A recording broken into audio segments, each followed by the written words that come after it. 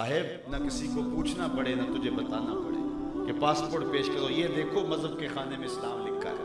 आप फरमाया करते थे साहब किसी को पूछना भी ना पड़े, तुम्हारी वज़ाकता, तर्ज़ ज़िंदगी और अंदाज़ मुआशरत ऐसा हो, तुम दूर से चले आ रहे हो, लोग पहचान के कहें वो देखो आका का गुलाम। मेरे वालिद गिरामी से किसी ने कहा कि आप जिस तरह की शादियाँ करवा रहे हैं, क्योंकि वो बहुत ज़्यादा इन चीज़ों का एहतमाम करते थे, तो बारात जारी होती है तो ना कोई ढोल ढमक्का और ना कोई जो है वो नाच गाना, तो ये तो लगता ही नहीं बारात, ये तो जनाजा लगता है।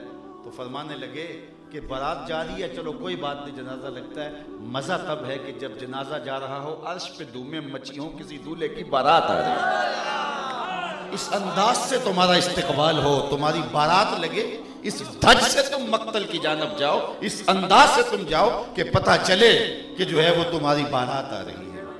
तो सरखुरुई से कहते हैं, कामयाबी सी कहते हैं। साहिबो, ये थोड़ी सी जिंदगी है, मैं और आप मौत के घाट उतरने वाले हैं। जिंदगी काट चुके हैं, कोई 40 साल, कोई 50 साल, कोई 60 साल।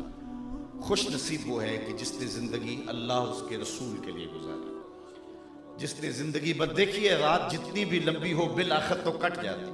मीर तकी मीर ने कहा था ना, वो रेशमो कम ख्वाब में सरमस्त हैं तो क्या हुआ, रात उसकी भी कट गई जो कि ऊर था, नंगा था, बरहना था, सख्त सर्दी थी, बदन पे जख्म थे, बुखार में मुब्तला था, रेत में किसी ने फेंका हुआ था, लेकिन रात तो उसकी भी गुजर गई थी। रात तो गुजर जाती है, जिंदगी कितनी भी कठिन हो बिल आखिर बीत जाती है, लेकिन इसका अंजाम क्या है, सरखुरुई अंजाम पे है। इन्नमल आमालो बिल खवातीम, आमाल का दारो मदार खात्मे पे है।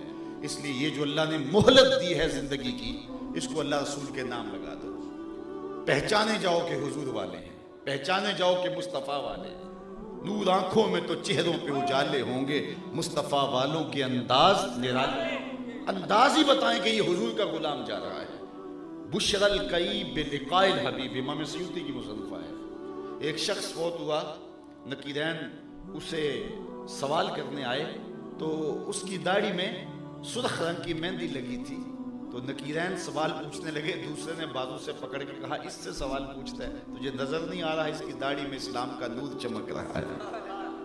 तो इस्लाम का नूर ऐसे अपने ऊपर तारी करो कि तुम्हारी वज़ाकता बताए कि तुम हुजूर के नौकर हो। तो ये जिंदगी मुख्तसर जिंदगी है, आज मौका है, वक्त पर काफी है, एक कतरा भी आबे खुश हंगाम का, जल गया जब खेत बरसा मी तो फिर किस काम का। कल का पछतावा तो मैंने पढ़ा है नेकोकारों को भी होगा, कयामत के दिन बदकार तो पछताएंगे पछताएंगे, नेकोकार भी पछताएंगे। बदकारों का पछताना तो समझ में आता है, नेक क्यों पछताएंगे, जब अपने अच्छे आमाल की जजा देखेंगे तो पछताएंगे, हाय जो चंद लम्हे ज़ाया किए क्यों ज़ाया कर, काश वो भी याद इलाही में गुजार दिए होते।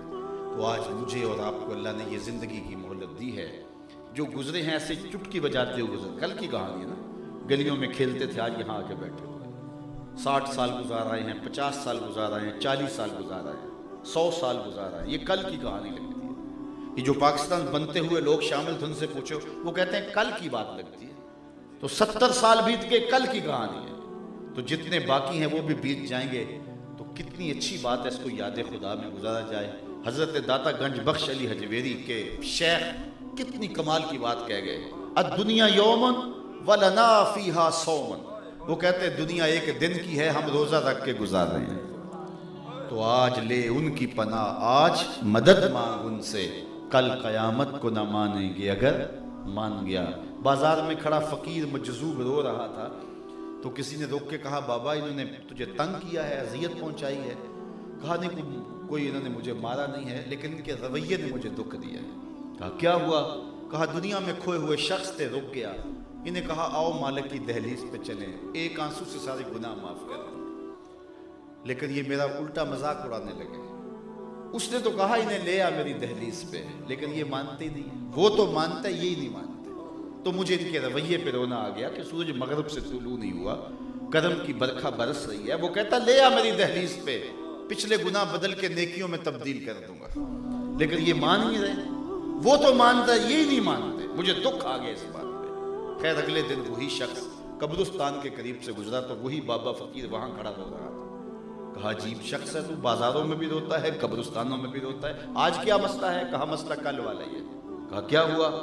کہا کل ان سے مایوس ہوا تو آج ادھر نکل آیا، اور میرا آج پروگرام یہ ہوا کہ ان کی اور رب کی صلح کروا دو۔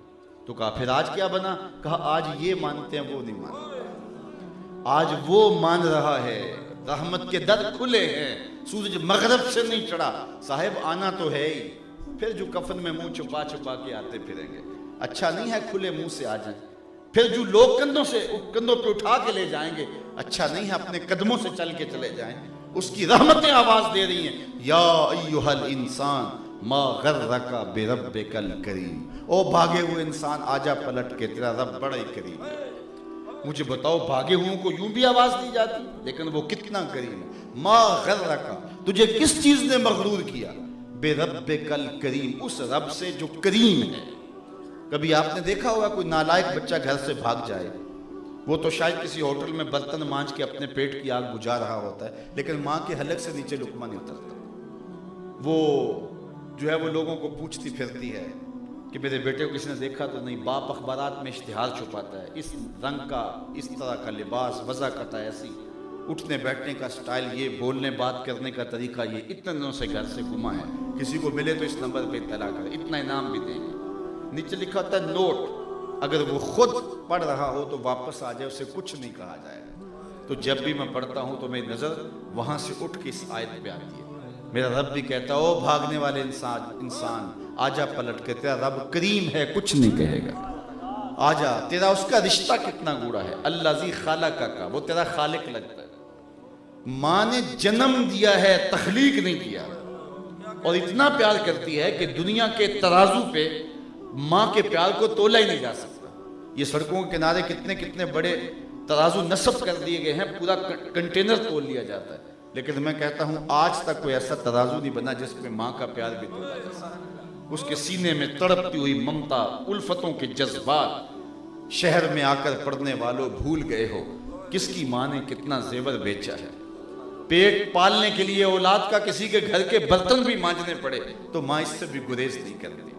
ایک شاعر ہوا ہے تابش، اس نے تو قلم ہی توڑ دیا نا کہ مدت ہوئی میری ماں نہیں سوئی تابش، میں نے ایک بار کہا تھا مجھے ڈر لگتا ہے، کہا بچپن میں میرے منہ سے نکلا تھا امی مجھے رات کو ڈر لگتا ہے۔ میری ماں آج بھی میرے بستر پہ پھونکے مارتی رہتی ہے۔ اولاد کے لیے اتنا پیار ماں کیوں کرتی ہے؟